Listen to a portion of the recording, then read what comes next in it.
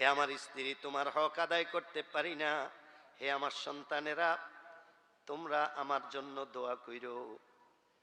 আমি আল্লাহর রাস্তায় চলে যাইতেছি, আমি ওখানে শহীদ হব নবীজির ভাষায়। আমার সাথে তোমাদের আর এই দুনিয়াতে দেখা হবে না। বিদায় নিয়ে নিলেন। হযরত জাফর ইবনে সাদেক রাদিয়াল্লাহু তাআলা আনহুর স্ত্রী আল্লাহর কাছে হাত উঠায় ফেলাইলেন। উনি থাকতে থাকতেই, আয় আল্লাহ তাআলা, আমার স্বামীকে আপনি যুদ্ধের ময়দানে আমির হিসাবে ঘোষণা করছেন, এবং আমার স্বামীর কথায় বোঝা যায় আপনি যেই কথা বলছেন আমার স্বামী যুদ্ধের ময়দানে শহীদ হবে।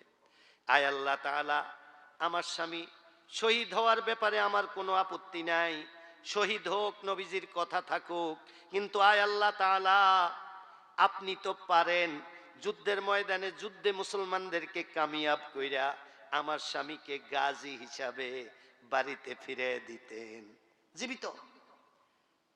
কিতাবের মধ্যে আছে হযরতে জাফর ইবনে সাদেক রাদিয়াল্লাহু তাআলা আনহু, ওনার হাতে তলোয়ার ছিল, তলোয়ার দিয়া এমন জোরে এক বাড়ি দিছে, স্ত্রীর হাতের মধ্যে হাত দুই দিকে চলে গেছে। কয়, খবরদার খবরদার, এই ধরনের দোয়া করবা না আমার স্ত্রী। আল্লাহর হাবিব যেইভাবে পছন্দ করছেন আমি ওইভাবে আমাকে উৎসর্গ করতে চাই। এটা বইলা স্ত্রী সন্তানদের সাথে আর কথা বলে না, উনি চলে আসতেছে। ওনার স্ত্রী যতক্ষণ ওনাকে দেখছে, স্বামীর দিকে তাকাইয়া পিছন থেকে চোখের পানি পড়তেছিল। কিতাবের মধ্যে আছে ওনার সন্তানরা বাড়ি থেকে বাইর হইয়া রাস্তার মধ্যে গড়াগড়ি খাইতেছিল মাটির উপরে, আব্বা আব্বা কইরা। হযরতে জাফর ইবনে সাদেক রাদিয়াল্লাহু তাআলা আনহু বলেন, আমি একবারও পিছনের দিকে তাকাই না। আমি যদি পিছনের দিকে তাকাই, যদি আমার স্ত্রী সন্তানদের মোহাব্বত চলে আসে, তাইলে আমার সমস্যা হবে। আল্লাহর হাবিব আমাকে যেই দায়িত্ব দিছেন ওই দায়িত্ব পালন করতে দেরি হবে, কষ্ট হবে আমার, এই জন্য আমি পিছনে চাই না। চলে আসছে। আব্দুল্লাহ ইবনে রাওয়াহা রাদিয়াল্লাহু তাআলা আনহু বাড়িতে গেলেন। উনি মাত্র নতুন বিবাহ করছেন, এখনো স্ত্রীকে দেখেন নাই, বাসর ঘরও হয় নাই, বাসর ঘরও হয় নাই, স্ত্রীর সাথে দেখা হয় নাই। উনি বাড়িতে গেলেন, বাড়িতে যাইয়া যেই ঘরের মধ্যে স্ত্রী, ঘরের ভিতরে আব্দুল্লাহ ইবনে রাওয়াহা ঢুকে নাই, ঘরের বাহিরে থাইকা বললেন, হে আমার স্ত্রী, তুমি একটু দরওয়াজার পাশে আসো, আমি তোমার স্বামী আব্দুল্লাহ ইবনে রাওয়াহা। যুদ্ধের ময়দানে নবীজি আমার নাম আমির হিসাবে ঘোষণা করছেন। আমার নাম বলার পর নবীজি বলছেন আমি যেন বাড়ি থেকে বিদায় নিয়ে যাই। এর অর্থ হইল আমার স্ত্রী, আমি মনে হয় এই জেহাদের ময়দানে শহীদ হয়ে যাব। তোমার সাথে আমার বিবাহ হইল, আমি তোমাকে দেখি নাই, তুমিও আমাকে দেখো নাই। আমার স্ত্রী, তোমার কোনো হক আদায় করতে পারি নাই, তুমি আল্লাহর ওয়াস্তে আমাকে ক্ষমা করে দিও, আমি চললাম। আব্দুল্লাহ ইবনে রাওয়াহার স্ত্রী ভিতর থেকে বলল, হে আমার স্বামী, আপনি একটু ঘরের ভিতরে আসেন, আমি আপনাকে একটু দেখতে চাই। আব্দুল্লাহ ইবনে রাওয়াহা বললেন, স্ত্রী, এটা সম্ভব না। আমি যদি ভিতরে যাই, তুমি আমার স্ত্রী, তোমার জন্য আমার একটা মোহাব্বত হইতে পারে, তোমারও আমার জন্য একটা মোহাব্বত হইতে পারে। এটা যদি আমার যুদ্ধে যাওয়ার জন্য একটা বাধার কারণ হয়, এই জন্য আমি ভিতরে যাব না। আব্দুল্লাহ ইবনে রাওয়াহার স্ত্রী ভিতর থেকে বললেন, হে আমার স্বামী, খোদার কসম খাইয়া বলি, আমি কোনো প্রেম ভালোবাসার জন্য আপনাকে ডাকি না, আমি শুধু একটা নজর আপনাকে দেখতে চাই, যেন কাল হাসরের ময়দানে আমি আপনাকে স্বামী হিসাবে চিনতে পারি। আপনি শহীদ হন, নবীজির কথা রাখেন, এতে আমার কোনো বাধা নাই, আমি শুধু দেখা আপনাকে চিনতে চাই। আব্দুল্লাহ ইবনে রাওয়াহা বইলা উঠলেন, হে আমার স্ত্রী, যদি এর জন্যই হয়, শুনো, যদি এর জন্যই হয় যে আল্লাহর দিন কায়েমের জন্য নিজকে শহীদ হওয়ার জন্য নিয়ে যাইতেছি লক্ষ কোটি মানুষের সামনে, আল্লাহ পাক হাসরের ময়দানে আমাকে তোমাকে স্বামী স্ত্রী হিসাবে পরিচয় করাইয়া দিবে। আমার ভাইয়েরা, নূরে মদিনার কথার এত দাম, এই নূরওয়ালার এত দাম, যাকে যেটা বলে জীবন উৎসর্গ করবে, পিছপা হবে না। এটা নূরে মদিনার দ্বারাতেই সম্ভব, অন্য কারো দ্বারাতে এটা সম্ভব না। ওনার কথারই এত আসর, আর কারো না। কিভাবে পালন করলেন ওনারা জানেন? আল্লাহু আকবার বইলা ময়দানে ঢুকে গেল, প্রথম চড়েই শহীদ হয়ে গেলেন নবীজির পালক পুত্র যায়েদ রাদিয়াল্লাহু তাআলা আনহু, শহীদ হয়ে গেলেন। দৌড়ে আইসা জাফর ইবনে সাদেক রাদিয়াল্লাহু তাআলা আনহু ইসলামের ঝান্ডা নিয়া আল্লাহু আকবার বইলা ময়দানে ঢুকে গেলেন, যুদ্ধ করতেছেন। হঠাৎ কাফেররা ওনার ডান হাতের মধ্যে কোপ দিয়া ডান হাত ফালাই দিছে, বাম হাতের মধ্যে ইসলামের ঝান্ডা নিয়ে দৌড়াইতেছে, আল্লাহু আকবার বলতেছে, যুদ্ধ করতেছে, নিজের দায়িত্ব পালন করতেছে। কাফেররা আবার অ্যাটাক করলো, বাম হাত কাইটা ফালাইছে। এবার উনি দুই পাও দিয়া এইভাবে চাপ দিয়া ইসলামের ঝান্ডা এইভাবে উঁচু করে রাখছে, আর শুয়ে শুয়ে আল্লাহু আকবার বলতেছে। কাফেররা আইসা দোনো পাও কাইটা ফালাইছে, দোনো হাত নাই, দোনো পাও নাই। উনি চিন্তা করতেছেন, আমার তো জীবন এখনো আছে, আমি নবীজির দায়িত্ব কিভাবে পালন করি। ওনার শরীরটা উনি ঘুরাইয়া নিয়া দাঁত দিয়া কামড়াইয়া এইভাবে ইসলামের ঝান্ডা উপরের দিকে উঠাইয়া রাখছি। এই অবস্থা আব্দুল্লাহ ইবনে রাওয়াহা রাদিয়াল্লাহু তাআলা আনহু দূর থেকে দেখলেন, দৌড়ে আসলেন, আয়েশা ওনার মুখ থেকে এইভাবে টান দিতেছে। উনি চোখ খুলে দেখে এটা আব্দুল্লাহ ইবনে রাওয়াহা। জাফর ইবনে সাদেক বললেন, আব্দুল্লাহ ইবনে রাওয়াহা, আমার যে দুই হাত নাই, আমার যে দুই পাও নাই, তারপরেও যে আমি মুখে কামড় দিয়া ইসলামের ঝান্ডা উঁচু করে রাখছি, নবীজিকে সালাম দিয়া এই খবরটা পৌঁছে দিও। জাফর ইবনে সাদেক এই কথা বলার পর পর আব্দুল্লাহ ইবনে রাওয়াহা আর একটু কথা হয়তো বলতে চাইছেন। এর মধ্যে জাফর ইবনে সাদেক রাদিয়াল্লাহু তাআলা আনহু বললেন, এ আব্দুল্লাহ ইবনে রাওয়াহা, আমার মনে হয় আমার আর সময় বেশি বাকি নাই, আমি জান্নাতের ঘেরান পাইতেছি। পরামুশি চেরা কর দি তু এ দোস্ত, কসম আল্লাহ নমি কর দম পরামুশ, खुदा जाने तेरे दिल में क्या है, मेरे दिल में तेरे सावा नहीं है, ला इलाहा इल्लल्लाह, ला इलाहा इल्लल्लाह, ला इलाहा इल्लल्लाह, ला इलाहा इल्लल्लाह। কার দ্বারাতে এটা সম্ভব? একমাত্র নূরে মদিনা মুহাম্মদ আরবি সাল্লাল্লাহু আলাইহি ওয়াসাল্লামের দ্বারাতে এটা সম্ভব। যুদ্ধ শেষ হয়ে গেল। রাতের বেলা এক সাহাবী হযরতে জাফর রাদিয়াল্লাহু তাআলা আনহুকে স্বপ্নে দেখেন জান্নাতের মধ্যে ঘোরাফেরা করতেছেন। ওই সাহাবী বললেন, হে জাফর ইবনে সাদেক, আল্লাহ পাক তোমার সাথে কি আচরণ করছেন? তুমি তো ইসলামের জন্য দোনো পাও খয়ে গেলা, দোনোটা হাত কাটার পরেও মুখ দিয়া ইসলামের ঝান্ডা কামড়াইয়া ধরছিলা। ওই সাহাবী বললেন, আল্লাহ পাকের কাছে যা না চাইছি তার চেয়ে বেশি আল্লাহ দিছে। দেওয়ার পরেও আল্লাহ আমাকে বলছেন, জাফর ইবনে সাদেক, তুমি আর কি চাও?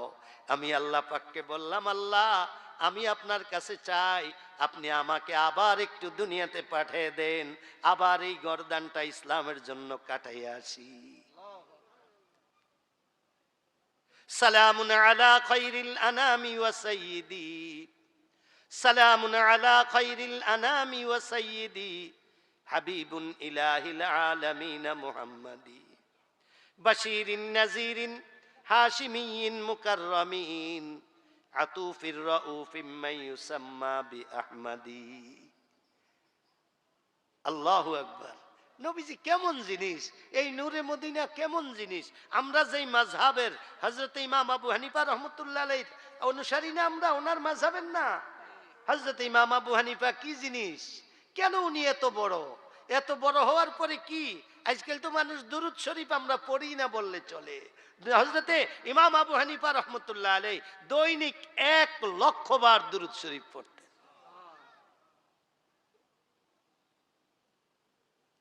হযরতে রশিদ আহমদ গাঙ্গুহি রহমতুল্লাহ আলাইহি দৈনিক 1,00,000 বার দুরূদ শরীফ পড়তেন। হাজী আমদাদুল্লাহ মুহাজিরে মক্কি রহমতুল্লাহ আলাইহি দৈনিক 1,00,000 বার দুরূদ শরীফ পড়তেন। এই জন্য ওনাদের এত দাম। নূরে মদিনা বড় কঠিন জিনিস, যে এই নূরের কিছু তাজাল্লি পেয়ে গেছে উনি সফল হয়ে গেছে।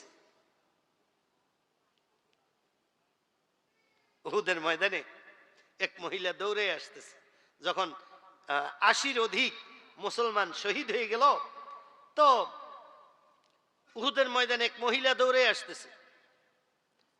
ওই মহিলার স্বামী যুদ্ধের ময়দানে, ওই মহিলার 2 সন্তান যুদ্ধের ময়দানে। ওই মহিলা যখন দৌড়ে আসে, একজন কাছে আসলো যুদ্ধের ময়দান থেকে, আইসা বলল, মহিলা কোথায় যাও? তোমার স্বামী যুদ্ধের ময়দানে শহীদ হয়ে গেছে। ওই মহিলা বলল, আমি তোমাকে জিজ্ঞাসা করি নাই আমার স্বামীর কি অবস্থা, আগে বলো মুহাম্মদ সাল্লাল্লাহু আলাইহি ইসলাম কেমন আছেন। আরো সামনে গেলেন, ময়দানের কাছাকাছি চলে আসছেন। এক লোক আইসা বলল, হে মহিলা, তোমার দোনো সন্তান এই যুদ্ধের ময়দানে শহীদ হয়ে গেছে। মহিলা রাগান্বিত হয়ে গেলেন, বললেন, তোমরা কি শুরু করলা? একজনে বলে আমার স্বামী শহীদ হয়েছে, আরেকজনে বলতেছো আমার 2 সন্তান শহীদ হয়ে গেছে। খোদার কসম খায়া বলি, এগুলার দিকে আমি তাকাই না। আমাকে বলো মুহাম্মদ সাল্লাল্লাহু আলাইহি ওয়াসাল্লাম ময়দানের মধ্যে কেমন আছে? আমার ভাইয়েরা, এগুলা হইছে নূরে মদিনা, নবীজির মোহাব্বত। আজকাল তো নবীজির মোহাব্বত বিভিন্ন ভাবে বিভক্ত হয়ে গেছে। আমরাও নবীজির মোহাব্বত প্রকাশ করি, কেমনে জানেননি? দুপুরে খানা খাওয়ার পর মানুষের কই মিষ্টি জাতীয় কিছু আসেনি, একটু দেন, সুন্নতটা পালন করি, বুঝাইছি নি? আর যদি কই ফিডা খাওয়ানো লাগবো আইয়েন, এখন কইবে এই সুন্নতের দরকার নাই। আমরা বাকি ছোট করে দেখা যাইব না, এটাও খান, বাকি মাঝে মাঝে ওটাও একটু তৈয়ার রাখেন আর কি। এই যে টুপি আমার আপনার মাথায় আসছে, আমার আপনার কি চেষ্টা আছে এটার জন্য? আমাদের পূর্বপুরুষরা সাহাবায়ে কেরামরা যে কোরবানি দিয়ে গেছেন, ওই কোরবানির বদৌলতে আমার আর আপনার মাথায় টুপিটা আসছে। এই টুপিটাকে সম্মান করতে হবে। আজ পর্যন্ত যে আমরা যতটুকু পারি দ্বীনের উপরে আসি, এটা সাহাবায়ে কেরামদের কোরবানির বদৌলতে। হযরত ইমাম আবু হানিফা রহমতুল্লাহ আলাইহি একদিন হঠাৎ, নূরে মদিনা কি জিনিস ভাই? মাদ্রাসার না নাম, এখানে নূরে মদিনা। নূরে মদিনায় যারে ধরছে সে মদিনা ছাড়া কিছু বুঝে না। হযরতে ইমাম আবু হানিফা রহমতুল্লাহ, ইমাম আবু হানিফা কি জিনিস? ইমামানে কে করদান ইজতিহাদ, রহমতে হকবর রওয়ানে জুমলাওয়ার। আবু হানিফা বুদিমামে বাসফা, আসরাজে উম্মতানে মুস্তাফা। শাফিউ ইদরিস মালিক বাজফর, ইয়াফতে জিশা দিন আহমদ জিবফর। বাদে ফজলে হক করিনে জানে উ, শাদে বদ আরওয়াহ শাগির দানে উ। রূহ শাদর সদর জন্নত শাদে বাদ, আসদি আজ ইলম শাআ বাদে বাদ। আমিন বলেন, আমিন। ইমাম আবু হানিফা রহমতুল্লাহ আলাইহি হঠাৎ একদিন ওনার মনের মধ্যে এমন নবীজির মোহাব্বত আইলো যে উনি চিন্তা করতেছেন, আমি আজকেই মদিনা শরীফ চলে যাব। থাকতে পারতেছেন না, মদিনা যাইতেই উমার। উনি মদিনা শরীফ চলে গেলেন। মদিনা শরীফ যাওয়ার পর রওজায়ে আতহারে সালাম দিয়া মদিনা শরীফ মসজিদে নববীতে অবস্থান করতেছেন। আবার সকালে আইসা পড়বেন, পারলে রাত্রে আইসা পড়বেন, নাইলে সকালে রওনা করে আসবো, একদিনের সফর। হঠাৎ মদিনা শরীফ পুরা আরবে ছড়াইয়া পড়ল, এই যুগের সবচেয়ে বড় আলেম মদিনা শরীফ আসছে। ওই যুগের যত উলামায়ে কেরাম মদিনা শরীফ এবং আরব দেশে ছিলেন সবাই মদিনা শরীফ আসছে। আইসা ইমাম আবু হানিফা রহমতুল্লাহ আলাইকে সালাম দিয়া ওনার সামনে বৈশা বৈশা কেবল বিভিন্ন এলেম তারা অর্জন করতেছেন। তো উনি বলতেছেন দুপুর হয়েছে, ভাই আমার চলে যাইতে হবে, আমি একটু যাই। তা আরবের মানুষ মদিনার মানুষেরা বলে যে আজকে হুজুর না গেলে হয় না। ওনার চিন্তা হইল আয় হায়, আরবের মানুষেরা মদিনা শরীফের মানুষ, নবীজির দেশের মানুষ, এরা আমারে থাকতে বলে, যত কথাই হোক এদের কথার সামনে আমার কিসের কথা। ঠিক আছে ঠিক আছে, আমি কালকে যাব। কালকে আবার যখন দিন দিন তো ভিড় বাড়তেই আছে, আজকে আমি না কইছি কালকে যাইয়েন, নতুন যারা আইছে এরা না কালকে আইতে লইছে, এরা কয় হুজুর আজকের দিনটা থাকা যায় না। ওনার চিন্তা হইল আরে এরা মদিনার মানুষ, আচ্ছা ঠিক আছে পরশু, আচ্ছা তাহলে এখন যাই। আরেক দলে কয় হুজুর আজকের দিনটা থাকা যায় না। এইভাবে 40 দিন হয়ে গেছে, মানুষের অনুরোধের কারণে উনি আসেন না, আসতে পারেন না। একদিন হঠাৎ উনি রাগ হয়ে গেলেন, তাদের সাথে না নিজের সাথে নিজে, যে কি হয়ে গেল, আমার এত কষ্ট হইতেছে কেন, আমার এখান থেকে যাইতে পারতেছি না কেন। তখন মদিনার মানুষ বলে উঠলো, হুজুর আপনার কি কোনো কষ্ট হয়? না না না না, আপনাদের দ্বারাতে কোনো কষ্ট হয় না, আসলে 40 দিন হয়ে গেছে এখানে আসছি, আমি এখনো বাথরুমে যাই নাই, জরুরত সারি নাই। কারণ যখনই আমি জরুরত সারতে যাই আমার মনের মধ্যে আসে এই জমিনের উপরে আকায়ে নামদার তাজদারে মদিনা ফখরে মওজুদাত মুহাম্মদ আরবি সাল্লাল্লাহু আলাইহি ওয়াসাল্লাম চলাফেরা করছেন, এই জমিনের উপরে আমি জরুরত সারি কিভাবে? এখন আর আমি থাকতে পারতেছি না, আমার কষ্ট হয়, আপনারা একটু আমাকে অনুমতি দেন, আমি দেশে যাইয়া জরুরত সাইরা আবার আসবো, আপনাদেরকে কথা দিলাম। আমার ভাইয়েরা, এটা হইছে নূরে মদিনা, মদিনার মহব্বত এমন জিনিস। দেখেন না আহমদ কবির রাফাই রহমতুল্লাহ আলাইহি, তিনি সারা জীবন মদিনা শরীফ যাইতে চাইছেন, কিন্তু মদিনা শরীফ যাওয়ার কোনো সৌভাগ্য ওনার হয় না।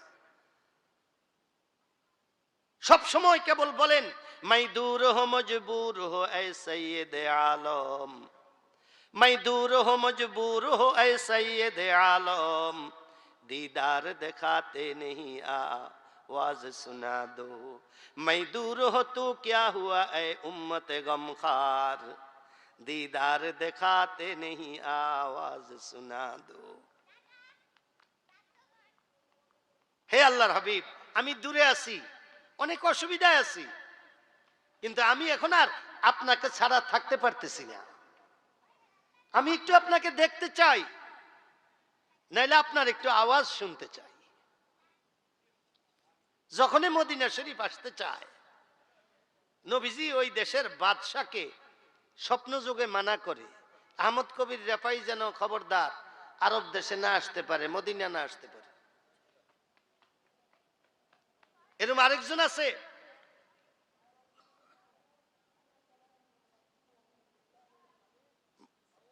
জালালউদ্দিন সুয়ুতি বা জালালউদ্দিন রুমি রহমতুল্লাহ আলাই, জালালউদ্দিন রুমি রহমতুল্লাহ আলাই, উনিও এরকম মদিনার পাগল ছিলেন।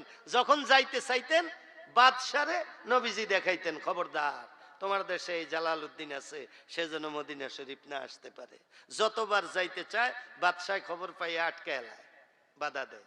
একদিন না ওনারে জেল হয়ে আটকে দিছে, যে এতবার হে যাইতে চায়, কোন দিন জানি কোন ফাঁকে যাই গিয়া, একবারে বাদশাহ জেলও আটকে দিছে। নবীজি রাতের বেলা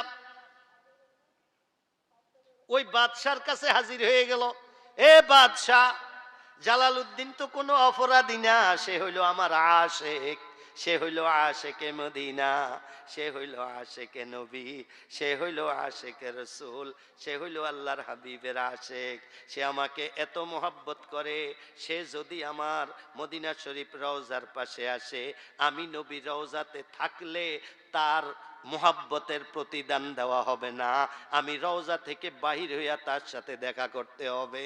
এই জন্য তাকে বলি আসতে না দিতে। আমার ভাইয়েরা, অনেকে বলে, আমরা বলি নবীজি জীবিত নাই, কবরে। এটা আমরা বলি না ঘটনা, না অন্য মানুষে বলতে আছে? আমিও জানি, আমি বলতেছি না তো। নবীজি যে বলতেছেন আমার বাইরে যাইতে হইব, জীবিত থাকলে না মৃত থাকলে? তো এটা তো জীবিত, আমি কইতে আছি। নবীজি কবরে হায়াতুন নবী, যেইভাবে দুনিয়াতে জীবিত ছিলেন উনি এরকমই হায়াতুন নবী কবরে আছেন। উনি কবরে বৈশা এখনো মানুষকে পরামর্শ দেন, হেরুম লোকওয়ালাদেরকে।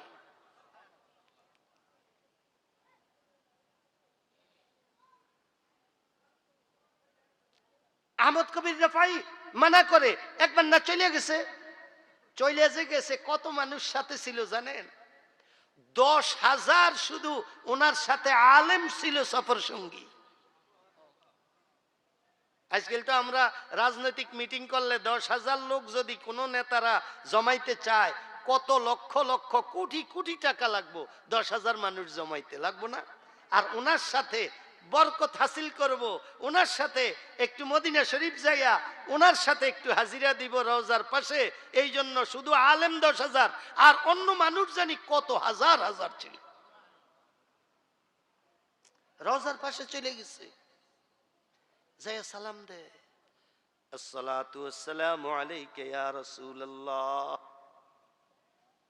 আসসালাতু ওয়াসসালামু আলাইকা ইয়া হাবিবাল্লাহ। একটু একটু সালাম দিয়া জিরায়।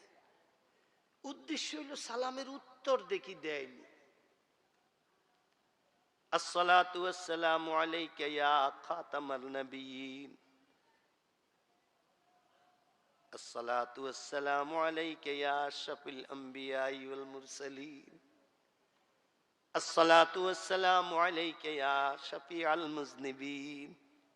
সালাম দেয়, সালামের কোনো উত্তর নাই। আমরা যে সালাম দেই, আমরা কোনো উত্তর পাই? অথচ হাসান হুসাইন রওজায়ে আতহারের পাশে গেলেই নানারে সালাম দিত, নানা উত্তর দিত, ওয়ালাইকাস সালামু ইয়া ওয়ালাদি, আমার নাতি হাসান কেমন আছো, তোমার উপরে আল্লাহ শান্তি বর্ষণ করুক।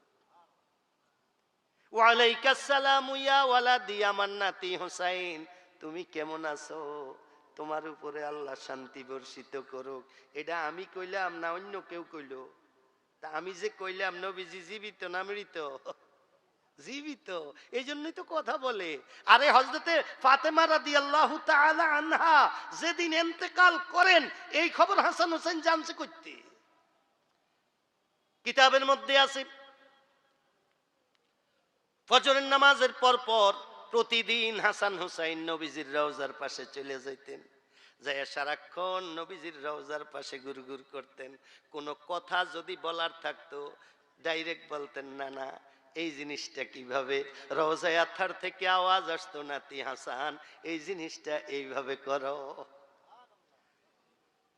নবীজিকে জিজ্ঞাসা করতেন হুসাইন, নানা এই জিনিসটা কিভাবে হবে, রওজায়ে আতহার থেকে আল্লাহর হাবিব উত্তর দিতেন, নাতি হুসাইন এই জিনিসটা এইভাবে হবে। আজকে ফজরের নামাজ পড়া রওজার পাশে যাইয়া দুই ভাই মিল্লা গপ গুজারি করতে আছে, কথা কইতে আছে, নানারে নিয়া ভাবতেছে। রওজায়ে আতহার থেকে আওয়াজ আসলো, হে আমার নাতি হাসান এবং হুসাইন, তোমরা জলদি বাড়িতে চলে যাও, তোমার আম্মা কিছুক্ষণের মধ্যে ইন্তেকাল করবেন, তোমার আম্মাকে এরপরে আর কোনোদিন দেখবা না, জলদি বাড়িতে যাও, যাইয়া তোমার আম্মার সাথে দোয়া নেও, তার সাথে বিদায় নাও, কথা বলো। রওজায়ে আতহার থেকে নবীজি বললেন হাসান হুসাইনকে, কিতাবের মধ্যে হাসান হুসাইন আছে, হাসান হুসাইন দৌড় ঘরের মধ্যে যায়, দেখে নবীজি যেইভাবে বলছেন ওইভাবেই। এক পাশে হযরত আলী রাদিয়াল্লাহু তাআলা আনহু কাঁদতেছেন, আরেক পাশে হযরত ফাতেমা রাদিয়াল্লাহু তাআলা আনহা কাঁদতেছেন। হযরত হাসান এবং হুসাইন রাদিয়াল্লাহু তাআলা আনহু আলী রাদিয়াল্লাহু তাআলা আনহুকে জিজ্ঞাসা করলেন, আব্বা আপনি কান্দেন কেন? তারা যে সব জানে এটা আর বলে না, কয় না কই কান্দি কই, এমনি তো। পরে মার কাছে আইসা বলল, আম্মা আপনি কান্দেন কেন? কয় না না কান্দি না, ওই যে তোমরা ওখানে খানা আছে, জলদি যে খানা খাও। এটা বলার সাথে সাথে দোনো ভাই মাকে পাজা কইরা ধইরা বলল, আম্মা আপনি না বলেন হযরত আলী রাদিয়াল্লাহু তাআলা আনহু যখন ওনার সাথে ইন্তেকালের কথা বর্ণনা দিবেন ফাতেমা রাদিয়াল্লাহু তাআলা আনহা, তখন আলী রাদিয়াল্লাহু তাআলা আনহু বলছিলেন সকালে, ফাতেমা তোমার তো শরীরটা বেশি ভালো না, আমি তোমারে একটু খানা খাওয়াই দেই, শেষ তুমি যেহেতু ইন্তেকালে করবা তোমাকে একটু খানা খাওয়াই দিই। তখন বলছে, আমার স্বামী খানার সময় আমার শেষ হয়ে গেছে। কই কিভাবে? রাতে আব্বাস ছিলেন, আইসা বললেন, মা আলীর ঘরে সেহরি খাইও, আমার কাছে আইসা ইফতার কইরো। পরামুশি চেরা কর দি তু আয় দোস্ত, কসম আল্লাহ নমি করদম পরামুশ, সালামুন আলা খাইরিল আনামি ওয়া সাইয়্যিদি হাবিবুন ইলাহিল আলামিন মুহাম্মাদি। আয় হায়, তো বলে যে তোমার সেহরি হয়েছে? হ্যাঁ, আপনার ঘরে যতটুকু হয়েছে আলহামদুলিল্লাহ আমার সেহরি হয়ে গেছে, আমি এখন রোজা আছি। কেমন সেহরি হয়েছে এটা তো বুঝেন আপনারা। আলী রাদিয়াল্লাহু তাআলা আনহু নিজে বলছেন এই মৃত্যুর সময় যে, ফাতেমা কোনদিনও নবীজির কাছে আমার ঘরের কষ্টের কথা তুমি প্রকাশ করবা না। জীবদ্দশায় যেরকম আমার ঘরের কোনো কষ্ট না বইলা নবীজির কাছে আমার ইজ্জত বাঁচাইছো, হাসরের ময়দানেও এইভাবে আমার ইজ্জত বাঁচাইয়া দিও, কারণ তুমি তো সত্যিকারে আমার ঘরে এক ওয়াক্ত খানাও পেট বইরা খাইতে পারো নাই। আল্লাহ আমারে এত গরিব বানাইছে, আল্লাহ আমারে এত অসহায় বানাইছে, ফাতেমা আমি তোমারে এক ওয়াক্ত খানা পেট বইরা খাওয়াইতে পারি নাই।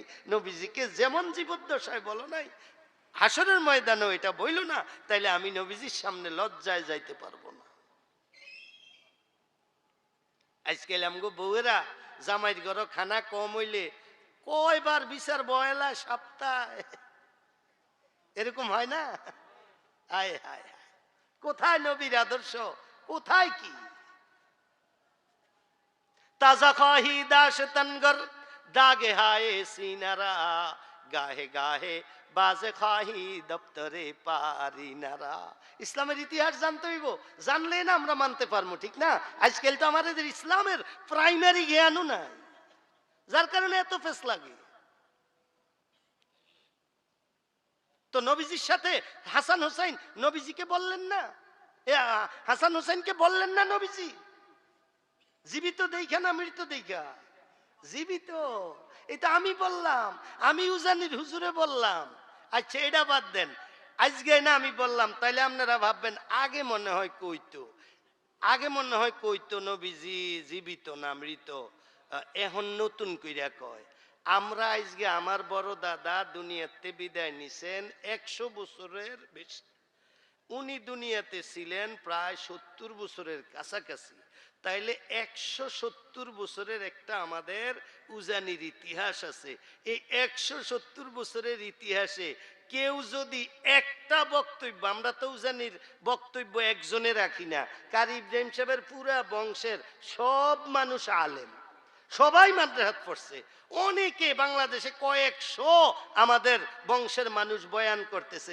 একটা বয়ান কোথাও দেখাইতে পারবেন যে উজানির কেউ নবীজিকে মৃত বলছে, জীবিত বলে নাই, নবীজিকে হায়াতুন নবী বলে নাই, নবীজি মুর্দা এই কথা বলছে? একটা বক্তব্য কেউ দেখাইতে পারবেন? যদি না দেখাইতে পারেন তাহলে ভাই আমগরে এটা বললে আমগোর কাছে কষ্ট হয় না, আমগোর কাছে খারাপ লাগে না? এটা বললেন না ভাই, আমরা তো নবীজিকে হায়াতুন নবী বলি, বরং আমরা আপনারা অনেকে আমাদের চেয়ে বেশি মহব্বত করেন, এটা সত্য।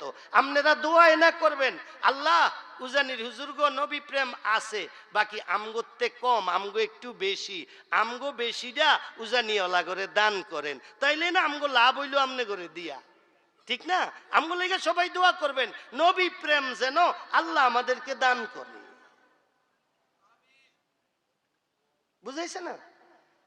তো নূরে মদিনা কি জিনিস, বড় আজীব এক জিনিস নূরে মদিনা ভাই।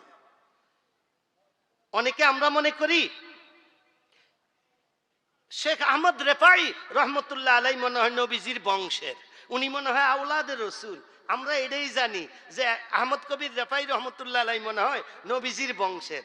না, উনি নবীজির বংশের না, উনি যাইয়া যখন বারবার সালাম দিছেন, সালামের যখন উত্তর পায় না, এই তখন উনি যাইয়া ওখানে নবীজির নাতি সাজছেন। কেমনে? যে কিরে, আমার সালামের উত্তর দেয় না, কারণ কি? আরে আমার মনে হয় এই মর্তবা নাই, যার কারণে নবীজি সালামের উত্তর দেয় না। নবীজি তো জিন্দা কবরে, আমার কথা তো শুনতেছেন, উনি তো হাজারো মানুষের সাথে জীবনে কথা বলছেন, তা আমার সাথে বলে না কেন? আমার ওই মর্যাদা নাই, এই জন্য। তাইলে অন কি করতে হইব? ওনার ব্রেনে আইলো হাসান হুসাইন জিগাইছে, কোন কথার উত্তর দেয় না, এরকম একটা কথাও তো নাই। হাসান হুসাইন যতদিন জীবিত ছিলেন, যে কোনো কথা নবীজিকে রওজায়ে আতহারের পাশে যেয়ে জিজ্ঞাসা করছে, প্রত্যেকটা কথার উত্তর তো নবীজি দিচ্ছেন। তা আমিও হাসান হুসাইন। এবার উনি সালাম বদলাইলেছে, আসসালাতু ওয়াসসালামু আলাইকা ইয়া রাসূলুল্লাহ বাদ দিয়া বলে উঠলেন, আসসালাতু ওয়াসসালামু আলাইকা ইয়া জাদ্দি। হাসান হুসাইন যেভাবে দিতেন ওই সালাম দিয়ে বইছে, আসসালাতু ওয়াসসালামু আলাইকা ইয়া জাদ্দি, হে আমার নানা, আল্লাহ আপনার উপরে শান্তি বর্ষণ করুক, রহমত নাজিল করুক। আমি আপনার নাতি হাসান বলছি, আমি আপনার নাতি হুসাইন বলছি। যারা ওনার সাথে ছিল সমস্ত মানুষ সাক্ষী। কবর থেকে আওয়াজ সাথে সাথে চলে আসছে, ওয়ালাইকাস সালাম ইয়া ওয়ালাদি। তুমি যেই নাম বলছো হাসান হুসাইন, ওই নামের সাথে আমার হৃদয় লাগানো। হে তুমি আমার নাতি, তুমি আমার নাতি হুসাইনের মতো, তুমি আমার নাতি হাসানের মতো, তোমার উপরে আল্লাহ শান্তি বর্ষণ করুক। আমার ভাইয়েরা, হযরত আহমদ কবির রেফাই রহমতুল্লাহ আলাইহি সাহস বাইরে গেল। এইবার উনি ওখানে দাঁড়ায়া বললেন, আল্লাহর হাবিব, আমি তো আপনার আওয়াজ পাইলাম, আমি ধন্য হয়ে গেলাম। আমি মদিনা শরীফ আসার আগে লক্ষ লক্ষ মুসলমান আমার সাথে দেখা করছে যে রওজায়ে আতহারে আসমু, আপনাকে সালাম দিমু। আমি যখন মদিনা শরীফ থেকে বাড়িতে যাব, আবার লক্ষ লক্ষ মানুষ আসবে, আমার সাথে মুসাফা করবে, আমারে বুকে জড়াইয়া ধরবে মদিনার বরকত নেওয়ার জন্য। আমি কি বরকত পাইলাম? আমার তো কি বরকত নিব আল্লাহর হাবিব? আল্লাহর হাবিব, আমি একটু চাই। কি চাও? अफसोस की पस दूर हो मैं तेरी हरम से, खाली है मेरे हाथ भी दीनार दिरहम से। হে আল্লাহর হাবিব, আমি অতি আফসোস এবং দুঃখ নিয়ে দূরে থাকি, কারণ আমার হাতে টাকা পয়সা নাই।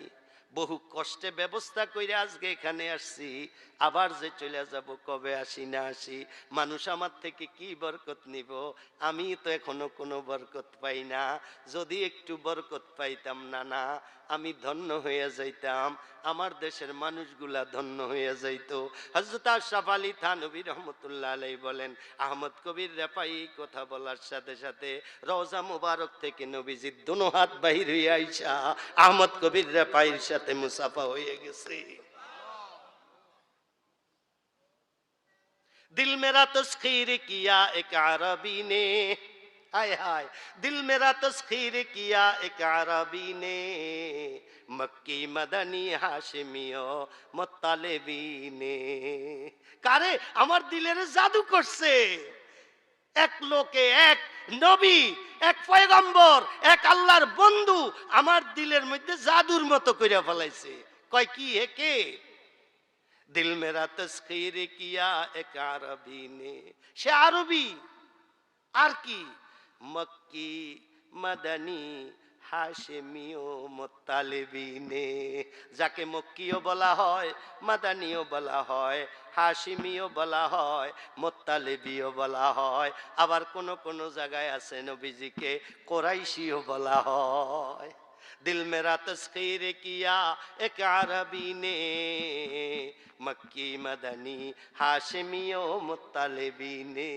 এটা এমন এক নবী, এমন এক নূরওয়ালা নবী, যেই নবীকে আল্লাহ পাক কমপক্ষে 30 নামে ডাকছেন। কমপক্ষে কত উপাধি? কমপক্ষে 30 উপাধি আল্লাহ ওনাকে ডাকছেন। ইয়া আইয়ুহাল মুজাম্মিল, ইয়া আইয়ুহাল মুদ্দাসসির, ইয়াসিন, তাহা। কত নাম, কত নাম আল্লাহ পাক এক একবার এক এক নামে ডাক দিছে। আমার ভাইয়েরা, আমরা তো আজকে হুট করিয়া নূরে মদিনা একটা নাম দিয়ে দেই। নূরে মদিনা কত কঠিন এক জিনিস। শুনেন, আহমদ কবির রেফাই রহমতুল্লাহ আলাই, উনি নাতি সাজ্জা নবীজির সাথে কথা বলছে, ঠিক না? আর যে অরিজিনাল নাতি হেরজানি কত পাওয়ার। দিল্লি জামে মসজিদের নাম শুনছেন না? দিল্লি জামে মসজিদের খতিব ছিলেন আতাউল্লাহ শাহ বুখারী রহমতুল্লাহ আলাই। সৈয়দ আতাউল্লাহ শাহ বুখারী রহমতুল্লাহ আলাই, উনি অরিজিনালি নবীর বংশের ছিলেন এবং উনি নবীর নাতি ছিলেন। অনেক দূরে আইসা সিরিয়াল নামতে নামতে নামতে নামতে উনি নাতি ছিলেন, নবীর আওলাদ ছিলেন। ওনার এক বন্ধু ভারতের হজে যাইব, আতাউল্লাহ শাহ বুখারী রহমতুল্লাহ আলাইহির সাথে দেখা করতে আসছে। আইসা বলল, আতাউল্লাহ আমার জন্য একটু দোয়া কইরো, আমি বছর হজে যাম। আতাউল্লাহ শাহ বুখারী রহমতুল্লাহ আলাইহি বললেন, দোস্ত হজে যদি যাও, হজের কাজ সাইরা মক্কা শরীফ থেকে মদিনা শরীফ যাইবানি? কয় যে হ্যাঁ, মদিনা শরীফ তো যামু। উনি বললেন, মদিনা শরীফ গেলে আমার নানার কাছে আমার নামটা নিয়া, যে দিল্লি থেকে আপনার নাতি আতাউল্লাহ আপনাকে সালাম দিছি, আমার পক্ষ থেকে আমার নাম নিয়া নানাকে আমার সালামটা দিও। ওনার দোস্ত হজের কাজ সেরা মদিনা শরীফ গেলেন। মদিনা শরীফ যাওয়ার পর ওই আহমদ কবির রেফাই রহমতুল্লাহর মতো উনিও সালাম দিছে, নিজের সালাম আমরা যেরকম দেই না, আসসালাতু ওয়াসসালামু আলাইকা ইয়া রাসূলুল্লাহ, আসসালাতু ওয়াসসালামু আলাইকা ইয়া হাবিবাল্লাহ। আহা, সালাম দিছে, কোনো উত্তর নাই। এক পর্যায়ে বইলা উঠছে, লাদ আপনার নাতি দিল্লি জামে মসজিদের খতিব আতাউল্লাহ শাহ আপনাকে সালাম দিছে। কবর থেকে আওয়াজ আসলো, সমস্ত মানুষ শুনতে পারলো, ওয়ালাইকুম সালাম। আল্লাহু আকবার। উনি আওয়াজ শুনলো যে নবীজি বলে উঠলেন, আতাউল্লাহরেও আমার পক্ষ থেকে সালাম দিয়ে দিও।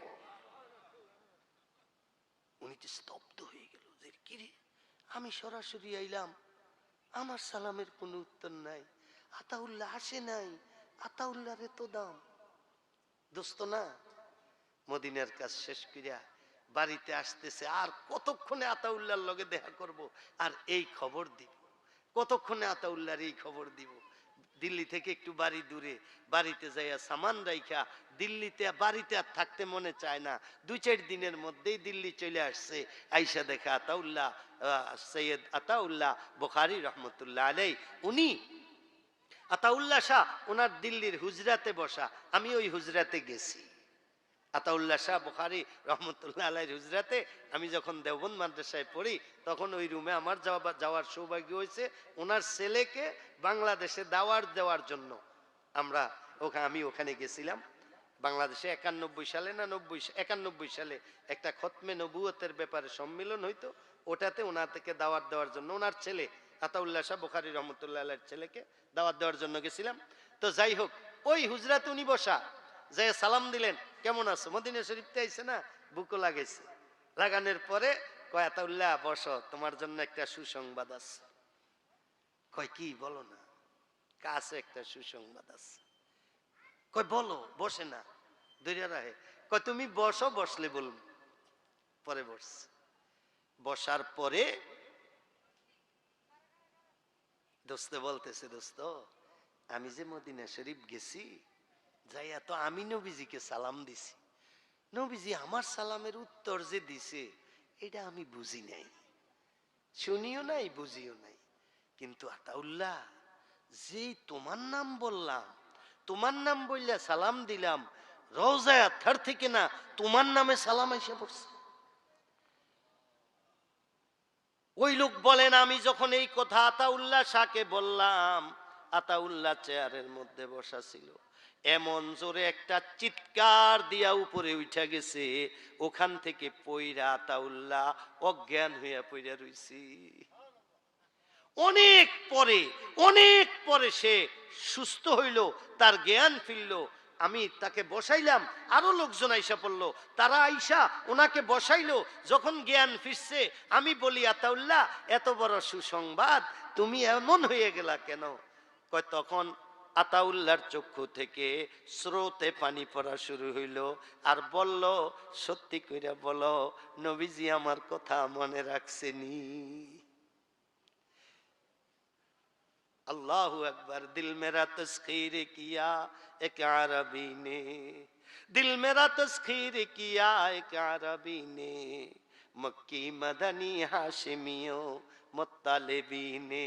अल्लाह अकबर। अल नूरे मदीना की जिनिस, की जिनिस!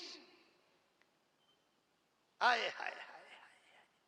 एक साहबी নবীজি একদিন দেখে মসজিদে নববীতে নবীজি খুব বিমর্ষ, একবারে মনটা খারাপ। নবীজি বললেন, ওই সাহাবী বললেন, আল্লাহর হাবিব আমি আপনাকে একটা কথা জিজ্ঞাসা করব, আপনার মনটা কি আসলে খারাপ নাকি আমি ভুল বুঝতেছি?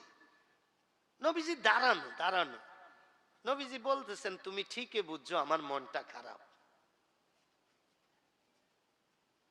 আমার মনটা খারাপ। আল্লাহর হাবিব কি কারণে খারাপ এটা কি একটু বলবেন? হ্যাঁ বলবো। আমার একটা কাফের আছে, সারাদিন গালিগালাজ করে,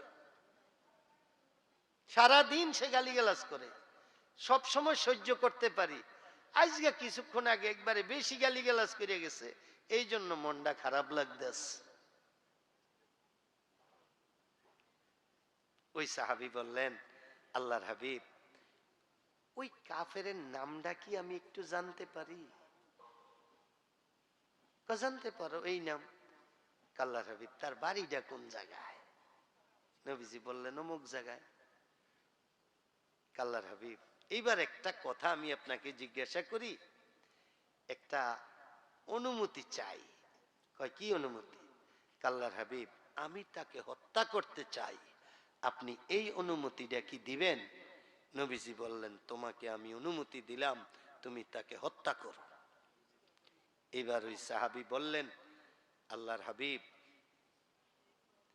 যেহেতু অনুমতি দিছেনি, আমি ওই কাফেরকে একটু অভিনয় কইরা হত্যা করতে চাই, অভিনয়ের অনুমতিটা দিবেন? নবীজি বললেন, যাও, তোমাকে অভিনয়ের অনুমতি দিলাম। কিতাবের মধ্যে আছে, নবীজি যখন বললেন, অনুমতি দিলেন, ওই কাফেরের বাড়ি মদিনা শরীফ মসজিদে নববী থেকে 7 মাইল দূরে ছিল, 7 মাইল। সে তলোয়ার হাতে নিয়ে একটা দৌড় দিছে, এক দৌড়ে ওই বাড়িতে যাইয়া উঠছে। যাইয়া দেখে কাফের ওখানে বসে রয়েছে নবীজির ঠিকানা মতো। হে যাইয়া দেখে কাফের জিগায়, অভিনয় না করব? কেমন আছো? পরে কাফেরে কয়, না কি এর ভালো আছি, ভালো নাই মুহাম্মদের কারণে। এই সাহাবী কইয়া উঠছে, আমিও ভালো নাই মুহাম্মদের কারণে।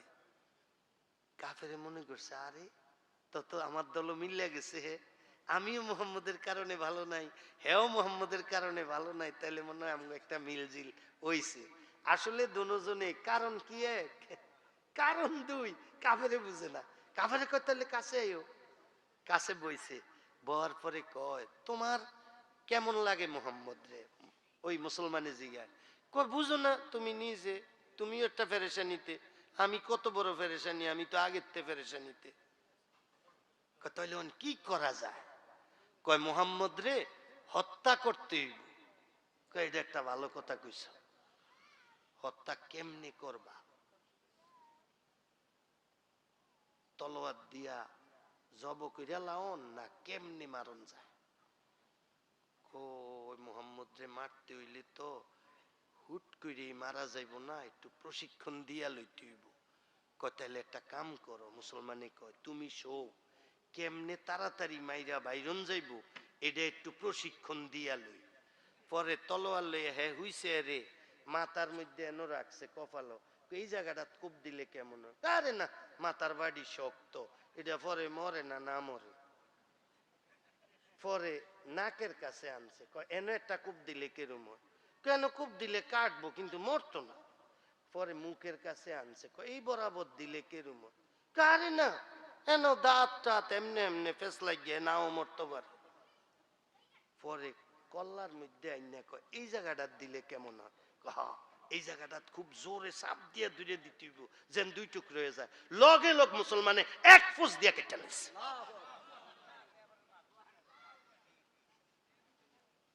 উচ্চা তলোয়ার হাতে লইয়া আরেকটা দৌড় দিছে মসজিদে নববীর দিকে, এক দৌড়ে মসজিদে নববীর কাছে আইয়া দেয় মসজিদের গেইটে নবীজি দাঁড়ায় রইছে। হে বলতে আসিল নবীজি আমি গেছি, আমি যে তারে এমনে এমনে মারছি। বলার আগে নবীজি বললেন, হে আমার সাহাবী, তোমার পুরা ঘটনা আল্লাহ পাক আমাকে জানাইয়া দিছেন এবং আল্লাহ তোমার উপরে এত খুশি হইছেন, আল্লাহ পাক বলছেন আপনার এই সাহাবীকে আমি মাফ করে দিলাম এবং এই সাহাবী আজকে আপনার কাছে যা চাইবো আমি তারে তা দিয়ে দিমু। ওই সাহাবী বললেন, আল্লাহর হাবিব আমি আপনার কাছে কিছু চাই না। নবীজির হাতে একটা খেজুরের ডালা ছিল। ওই সাহাবী বললেন, আল্লাহর হাবিব আমারে কিছু দিতে হবে না, আপনার হাতে যে খেজুরের ডালাটা আছে এই খেজুরের ডালটা আমারে দিয়া দেন। নবীজি বললেন, খেজুরের ডাল দিয়া কি করবা? ওই সাহাবী বললেন, আল্লাহর হাবিব আমি বাড়িতে যাব, বাড়িতে যাই আমার স্ত্রী সন্তানদেরকে একত্রিত কইরা আমি বলবো এটা নবীজির হাতের ডালা, এটা নবীজির হাতের ডাল, এই ডালটা আমি মারা গেলে আমার কবরের মধ্যে তোমরা আমার সাথে দিয়া দিও। কয় কবর এটা দিলে তুমি কি করবা? ওই সাহাবী বললেন, আল্লাহর হাবিব আপনার উম্মত হাসরের ময়দানে লক্ষ কোটি কোটি থাকবো, এই লক্ষ কোটি কোটি সাহাবায়ে কেরামদের মধ্যে উম্মতের মধ্যে আপনি আমাকে নাও চিনতে পারেন, এই জন্য কাল হাসরের ময়দানে আমি এই খেজুরের ডালাটা নিয়ে ঘুরবো আর আপনাকে বলবো, আল্লাহর হাবিব আমাকে আপনি চিনছেননি, আমি ওই খেজুরের ডালওয়ালা। दिल मेरा तस्खीर किया एक अरबी ने, दिल मेरा तस्खीर किया एक अरबी ने, मक्की मदनी हाशिमियो मुत्तलिबी ने, सलामुन अला खैरिल अनामी व सय्यदी हबीबुन इलाहिल आलमीन मुहम्मदी बशीरिन नज़ीरिन हाशिमीन मुकर्रमीन अतूफिर रऊफिम মাইয়ুসাম্মা বিআহমদি। আহা, নবীজিকে যারা মুহাব্বত করত নবী তাদের মধ্যে কেমন নূর চলে আসছিল।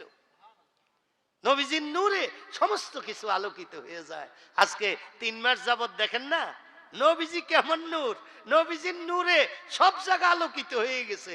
দেখেন না মক্কা শরীফ, মদিনা শরীফ, আরব দেশে কোথাও কোনো ফসল হয়?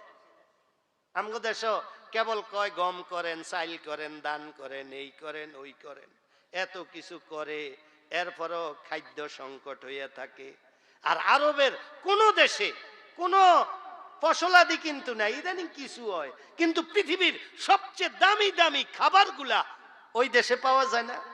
কেন পাওয়া যায়? এটা নূরে মদিনার বরকত, এটা নূরে মদিনার বরকত, এটা হাবিবুল্লাহর বরকত, এটা খাতামুল আম্বিয়ার বরকত, এটা খাতামুন নবী আম্বিয়া ওয়াল মুরসালিনের বরকত। গত 3 মাস আগে খবর হইল নবীজিকে তায়েফের ময়দানে আল্লাহ পাক যে কিছু দুই একটা শব্দ কইছিল, এটা আপনাকে মনে আছে নি? একটা শব্দ কইছিল, আমার হাবিব আমনে কইলে আমি এই তায়েফের সব পাহাড় এই কাফের গুফরে দিয়ে একটা ডলা দিয়ে দেই। নবীজি বলছেন দরকার নাই, এডি করার দরকার নাই। আল্লাহ আমি তাহলে বুঝামু কারে? এডি আমার উম্মত, এরা বুঝে না। আল্লাহ আমনে করে হেদায়েত দিয়ে দেন। দেখেন সব আরব দেশে আরেকটা কথা আল্লাহ বলছিল, আমার হাবিব আমনে গরিব মানুষ, আমনে সবাই কেবল গরিব গরিব কইয়া শরম দেয়। আমনে যদি কোন তায়েফ না আরবের সব পাহাড় আমি স্বর্ণ দিয়া পরিবর্তন কইরা আমনেরে দিয়ে দেই, আমনে বলেন। নবীজি বলছেন না আল্লাহ এডি আমার দরকার নাই, আমারে আমনে মেসকিন হিসাবে রাখলেই আমি খুশি। মেসকিন মানে যার ঘরে সকালের খানা থাকলে বিকালের ডা নাই, বিকালের ডা থাকলে সকালের ডা নাই। আল্লাহ আমি যেন আপনার দিকে মুহতাজ থাকতে পারি সব সময়, এরকম। কিন্তু আল্লাহ যেটা দিতে চাইছে নবীজি নেয় না, এর লাগে কি আরো বলা করে আল্লাহ খালি রাখছে? পৃথিবীর সব দামি দামি গাড়ি হেগো কাছে, পেট্রোল অকটেন তেল মেল যা আছে সব হেগো কাছে, স্বর্ণের রাজত্ব হেগো কাছে। আজকে 3 মাস আগে খবর হইছে মক্কা শরীফের যত পাহাড় আছে না, মক্কা শরীফের হেরেমের আওতাধীন এবং তার থেকে আরো দূরে প্রায় 4-5 কিলোমিটার যত পাহাড় আছে সব পাহাড় না স্বর্ণ। এই কিছুদিনের মধ্যে শুনবেন পৃথিবীতে সৌদি আলারা আর তেল ব্যস্ত যাইতো না, তেল তোরা যা মন্দের তা কর, তোরা হেডির দিকে চা, স্বর্ণ নিলে আয়।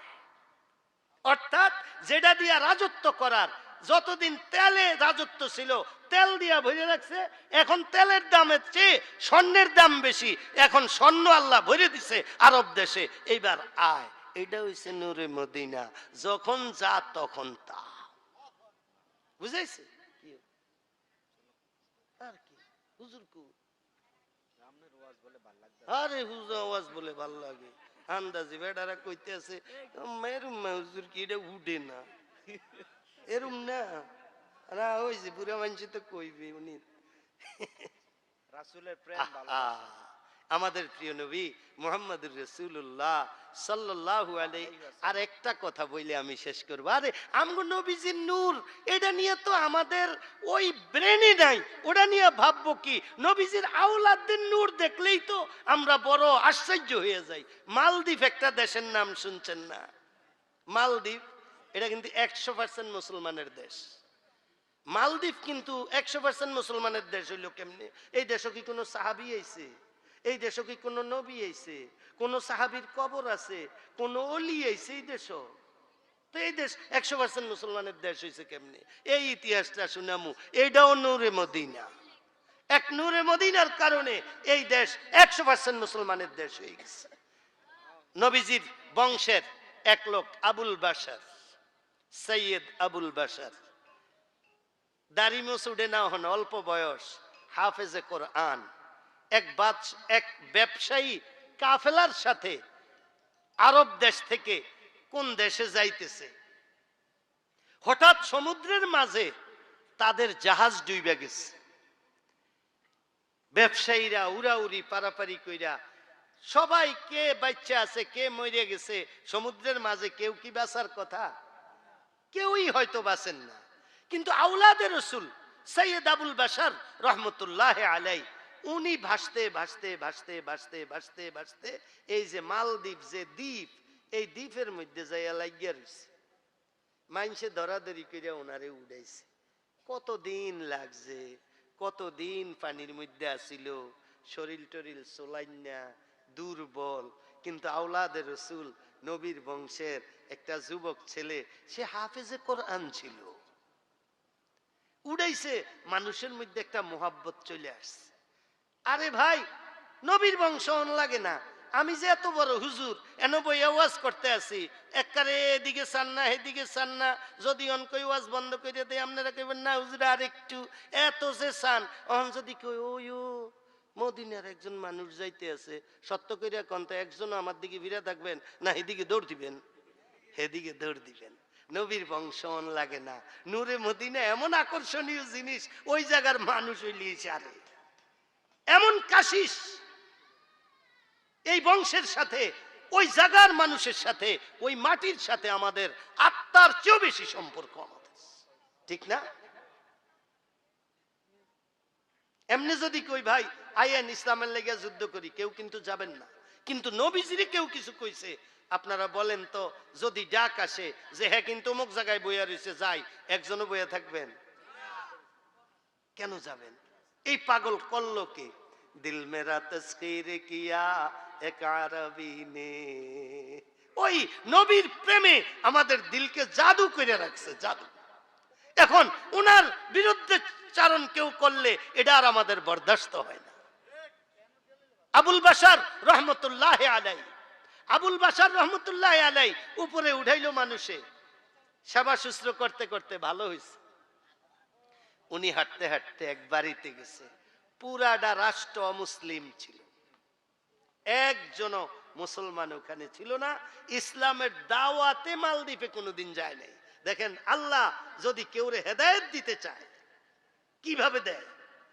নদী ভাসাইয়া একজন আনছে, নদী দিয়া ভাসাইয়া একজন আনছে, কারণ উনি তো এনে আইব না, কিন্তু আল্লাহর ইচ্ছা হইলো এরে দিয়েই এগরে হেদায়েত দেওয়া।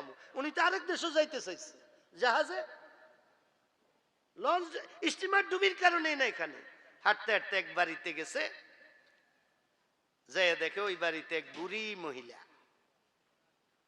মহিলারে বলল, আমি একজন মুসাফির, আরব দেশের, নবীর বংশের কথা কয়ও না, কারণ হ্যাঁ কি বেডি আর নবী চিনবনি কি জিনিস, দ্বীপের মানুষ। আমি আরব দেশের মুসাফির, স্টিমার ডুবিতে আমগো ব্যবসায়ীরা অধিকাংশই মনে হয় মারা গেছে বা সবাই মারা গেছে, আমি ভাসতে ভাসতে আপনাদের এখানে আসছি, আমি একটু আপনার এখানে থাকতে চাই।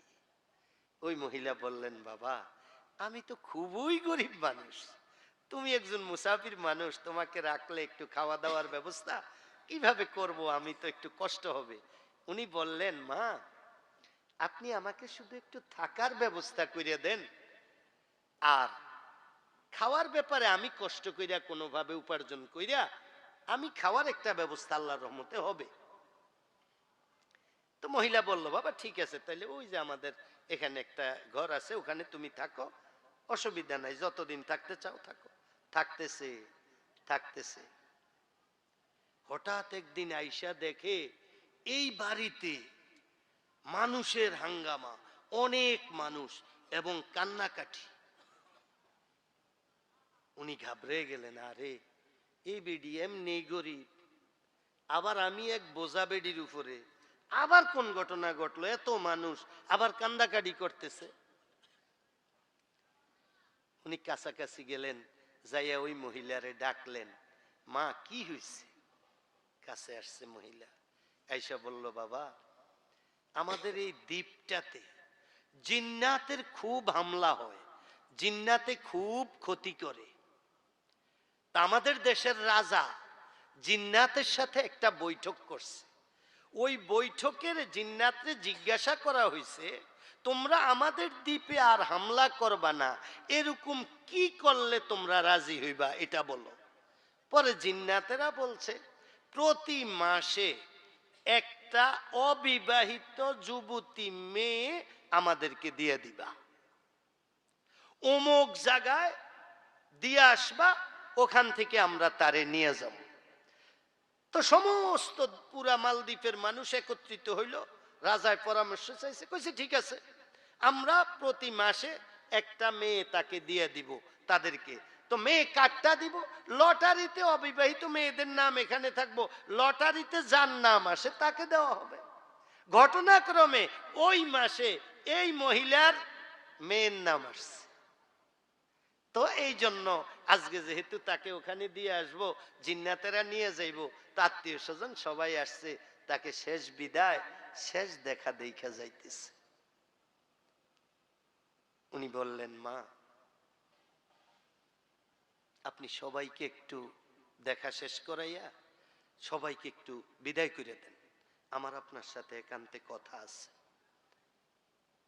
সবাই কি যাইবনি? কয় না, সবাই যাইতে হবে, সবাইকে বিদায় করে দেন। সবাইকে বলে, আমরাই তো দিয়ে আসমু, তোমরা সবাই চলে যাও। বুঝাইয়া সবাইরে বিদায় করছে। আওলাদে রসুলের দাড়ি মুস্ত নাই, হাফেজে কোরআন, অল্প বয়স, দেখতে এত সুন্দর। উনি বললেন, আপনার মেয়েটাকে গোপন কইরা পালান, কেউ যেন আর না দেখে। গোপন কইরা পালাইলো, বলল, আমারে মেয়ে বানাইয়া সাজাইয়া আমাকে ওই জায়গায় দিয়ে আসেন, যেখানে রাখলে রাত্রে তারা নিয়ে যায়, আমাকে দিয়ে আসেন, তারা আমাকে নিয়ে যান।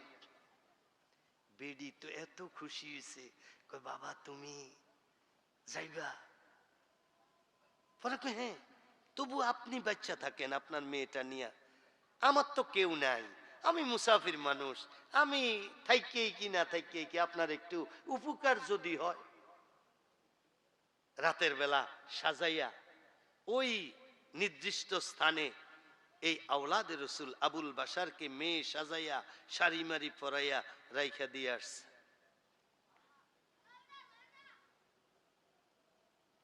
রাত্রে কোরআন শরীফ পড়তেছেন। হাফেজে কোরআন, আওলাদে রসুল, বিসমিল্লাহির রহমানির রহিম, ইয়াসিন ওয়াল কোরআনিল হাকিম, ইন্নাকা লামিনাল মুরসালিন আলা সিরাতিম মুস্তাকিম। করুণ সুরে কোরআন শরীফ তেলাওয়াত করতেছে। হ্যাঁ, জিন্নাতেরা চলে আসলো। জিন্নাতেরা কেবল আইসা এর আশেপাশে ঘুরে, এর আশেপাশে ঘুরে। কেবল জিন্নাতেরা বলতেছে, আরে তুমি এখানে কে? জলদি সরো, আমরা আমাদের কাজে আসছি, জলদি এখান থেকে চলে যাও, আমাদেরকে আমাদের কাজ করতে দাও। উনি কোরআন তেলাওয়াত বন্ধ করে না, আরো বেশি পড়তেছে। জিন্নাতেরা বইলা যায় যে আমরা আজকে চলে যাইতেছি, আমরা কালকে আইসা আমাদের কাজ যেন করতে পারি। এটা বলে চলে গেছে। সকালে বেরিয়ে গেছে যে যাইয়া দেখি কি অবস্থা। যাইয়া দেখে যে এমনি দিয়ে এসে, হ্যাঁ এমনি বইয়া কোরআন শরীফ পড়তে আছে। কয় কিউ তোমার নেয় না? আসছিল, আমি কোরআন শরীফ তেলাওয়াত করতেছি, তারা আইসা কেবল বলল আমি পড়া বন্ধ করতাম, আমি যাইতাম গিয়া, হেরা হেগো কাজ করতো, শেষ পর্যন্ত গেছি গিয়া, আবার কয় আবার বলে আইব। তো এই আর কি। তাইলে কি তুমি এখন চলে যাইবে আমার সাথে বাড়িতে? হেগো আওনের নিয়মে একদিনে। কয় না, কইয়া যেহেতু কইছে আরেকটা দিন আইব, আইজগেও থাই। বেডি খুশি হয়েছে, বাবা তাইলে একটু থাও। দ্বিতীয় দিন, আর রহমান আল্লামাল কোরআন খালাকাল ইনসান আল্লামাহুল বায়ান। জিন্নাতরা আসছে, যত কাছে আসতে চায় উনি এক একটা আয়াত পড়েন। আর রহমান, একটা পাথর এমন বড় হইয়া একটা পাথরের মতো এক একটা জিনের উপরে পড়ে, ওই জিন ওখানেই মৃত্যুবরণ করে। আল্লামাল কোরআন, আরেক পাথর যায় আরেকটার উপরে পড়ে। আল্লামাহুল বায়ান আরেকটার উপরে পড়ে। শেষ পর্যন্ত সমস্ত জিন্নাত একত্রিত হইয়া ওনার কাছে আইসা বলছে, এ হাফেজে কোরআন, তোমার কাছে আমরা ক্ষমা চাই, তুমি কোরআন শরীফ তেলাওয়াত বন্ধ করো। তুমি কে আমরা জানি না, তোমার কাছে মাপ চাই। আমরা কথা দিলাম আর কোনোদিন মালদ্বীপের এরিয়াতেও আমরা আসব না, তুমি আমাদেরকে মাপ করে দাও। কোরআন শরীফ আর পড়ো না, পড়লে আমাদের কেউ আর বাঁচবে না। পরের দিন মহিলা গেছে, যাইয়া দেখে হ্যাঁ এমনি বইয়ে রয়েছি, বইয়ে কোরআন শরীফ পড়ে। কয় কি আইজগে আর আইয়ে না? কাইজগে আসছিল, কিন্তু গেছে যে এমন যাওয়া গেছে, মালদ্বীপে আর কোনোদিন আসবে না। কয় বলো কি? কহ। চলো বাড়িতে। বাড়িতে আনছে, ওনারে লইয়া বাদশার কাছে গেছে। কয় বাদশাহ, এই এই ঘটনা, মেয়েরাও লইয়ে গেছে। কয় কি ব্যাপার, তোমার মেয়ে ওখানে দেও নাই? কয় দিছি। কয় কি করছে? আমার মেয়ে বাচ্চা গেছে, এই এই ঘটনা, এই ছেলে আরব দেশের। বাদশাহ জিগেল, আরব দেশের কে তুমি? পরে বলল, আমি একজন নবী ছিল, মুহাম্মদুর রাসূলুল্লাহ সাল্লাল্লাহু আলাইহি ইসলামের বংশের, আমার নাম হইল আবুল বাশার, আমি হাফেজে কোরআন। তুমি কি করছিলা সত্য কইরা বলো তো? বলছে আমি এইভাবে গেছি, প্রথম দিন তারা আসছিল, তারা চলে গেছে, দ্বিতীয় দিন আমি এক এক আয়াত পড়ি, এক একটা পাথর বোমের মতো হইয়া তাদের গায়ে পড়ে, শেষ পর্যন্ত তারা আমার কাছে মাপ চেয়ে গেছে, বলছে আর কোনোদিন মালদ্বীপে আসবে না।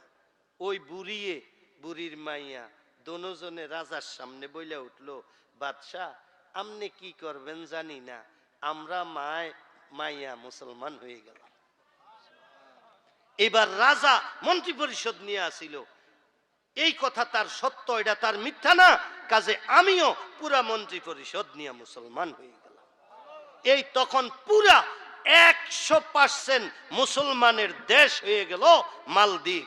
আমার ভাইয়েরা, এটা হচ্ছে নূরে মদিনা, এটা মদিনার নূর, এটা মদিনার বরকত, মদিনাওয়ালার বরকত, যেটার কারণে বলে দিল মেরা তসখির কিয়া এক আরবী নে, মক্কি মাদানী হাশেমিও মুত্তালিবিনে। আল্লাহ পাক বুঝার তৌফিক দান করুক। আল্লাহ পাক নবীজির শান, মান, ইজ্জত আমাদেরকে বুঝার তৌফিক দান করুক, বলেন আমিন। ওই মাদ্রাসার বিল্ডিং এর কাজ ধরবো,